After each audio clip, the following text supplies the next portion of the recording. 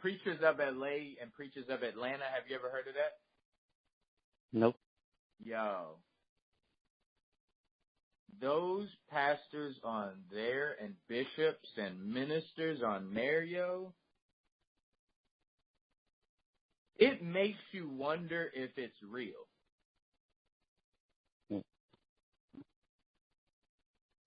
Yo, those preachers, yo, they be wildin'.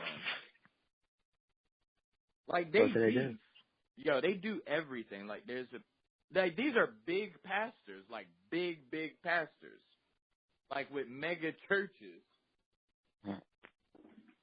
And, the cameras follow them around in their house and their families and stuff like that. And when they preaching, and like one dude, I wish I should have kept watching that. Yeah, one dude was like a gangbanger. And now, like, again, all these people are like big pastors, like mega churches, right? So one of these guys is a gangbanger, and, his ministry, he likes to go into the community. He's in L.A., too, like with the Crips and Bloods. So he'll go into the hardest of the communities and tell his story. And then he also has a gun, too. And he walk around with his gun. Like, he keeps a gun with him at all times. And he keeps it in the church, too. Because he said God ain't going to protect him or he said something like that. But he believes that God, like, if something pops off in church, that he's going to just pop off on him in church. He's going to be ready, though. Wow.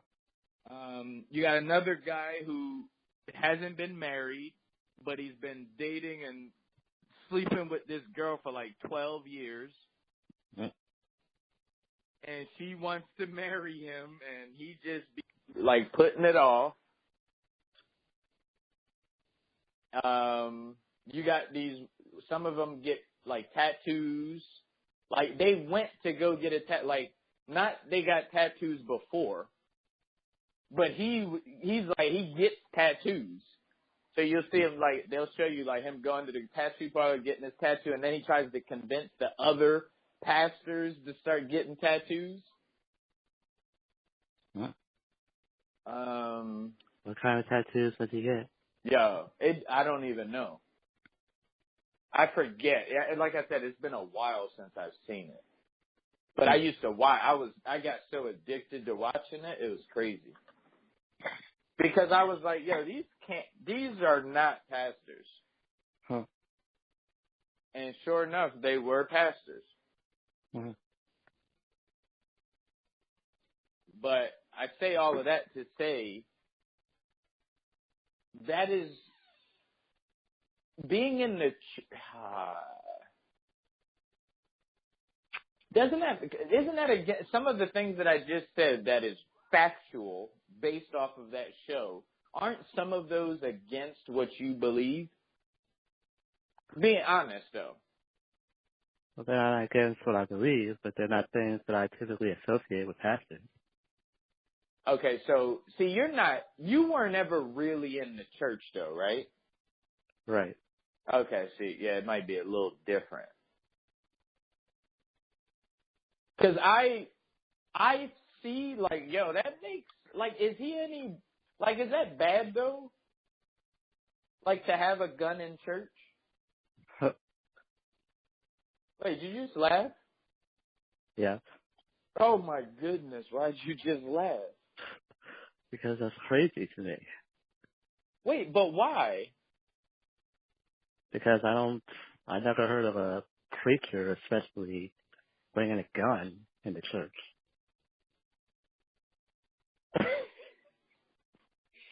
Did you just laugh? Yes, I did, because now you're almost on the brink of realizing how I felt when I was watching this. Because they do some regular things, and that's what I was saying, like, but is that so bad? No, I don't think so. It's not so bad, but it's like, who thinks that a pastor would do that?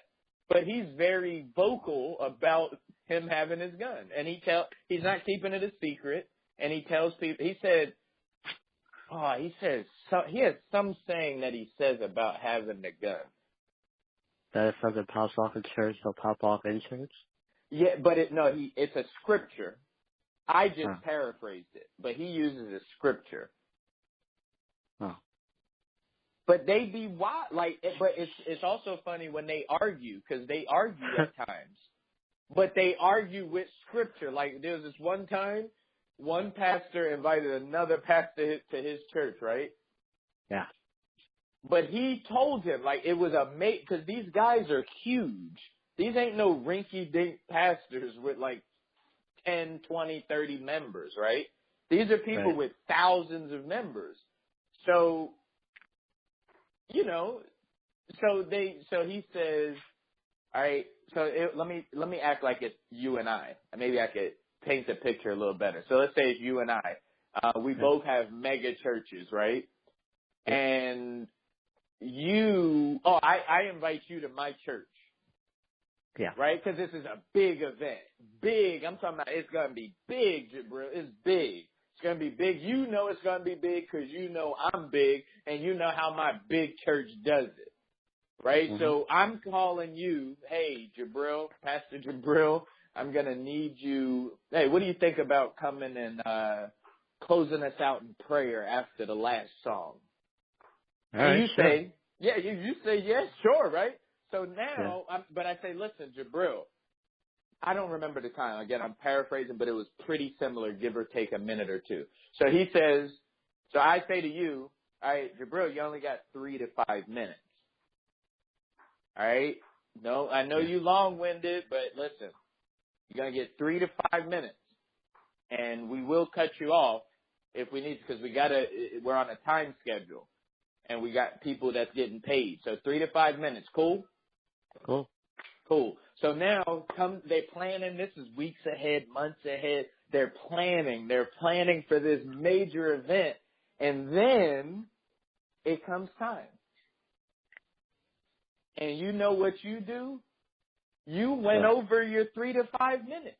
You maybe did 6 minutes. And it wasn't major. Whether if it was, he gave him 2 minutes, he might have did 3. You know what I mean? But if it was 3 to 5 in our example, you took 6 minutes. They beefed about that. That was a big, big beef. And they were, beefing, seriously beefing. But they were keeping it through Scripture. It's kind of weird.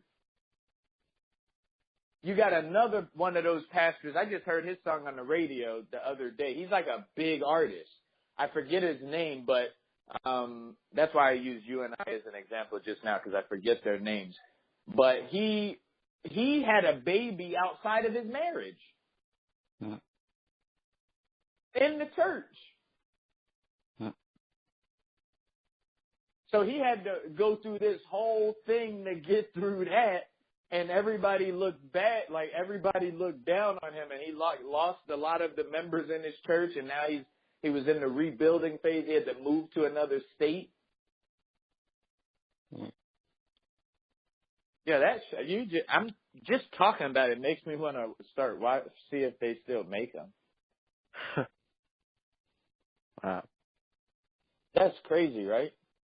Yeah. What was this, A&E? Nah, it's on Oxygen. Let me tell you the best one. Yep. It's the one in LA. That is the best one.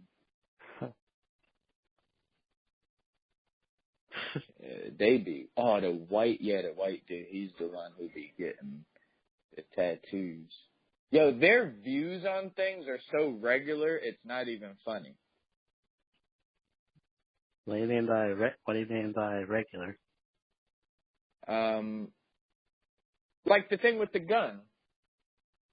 Or the thing like how he goes into the church. In the gangs. Or the guy with the baby from in another related, outside he was married. Exactly. Thank you. Wow, that was awesome. Outside the marriage. You got frustrated with me fumbling to you outside the marriage. Well, you said it before, so. And Bishop Jakes was supposed to be on there. They wanted him to be on there, but he didn't want to do it. So they was beefing with Bishop T.D. Jakes. Wow. And he responded actually too. Huh. And he said something like, I got things that I got to do, blah, blah, blah. He wishes them the best. Huh. Yeah, this joint is mad funny. They actually fight each other? Not physically, not punching. They get there, though. Like, they get there. Like, it's right there. Like, intense. Like, seriously intense. The thing with the prayer, though, that joint, that's something normal. Like, you wouldn't, but that's how they got to probably have that mega church, though. That prayer thing, you just took over a minute, and we told you weeks and months ahead. Like, that was a super big beef, yo. It was crazy. Like, yo, we told you. It was over prayer, though. See, normally you would think, like, oh, well, it was prayer. But that was a big deal. That's funny. Did they just argue about it? Oh, it was intense. And people got involved. The wives got involved. And it was, like, really beef. They did like this in beef front of a without live. physical. They did this in front of a live audience. Well, it's on camera. No, I mean in front of the people in their church. Well, some of it happened in the church. Oh, like the thing with the gun. Matter of fact, it's so long ago I forget, but I think I remember this. The guy with the gun. What happened was, this is a true story. I think it was.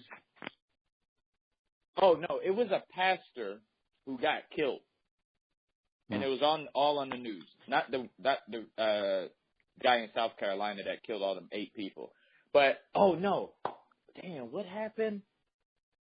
Yeah, there was a church that a guy got killed, a pastor got killed while he was preaching, and his, how do I say it?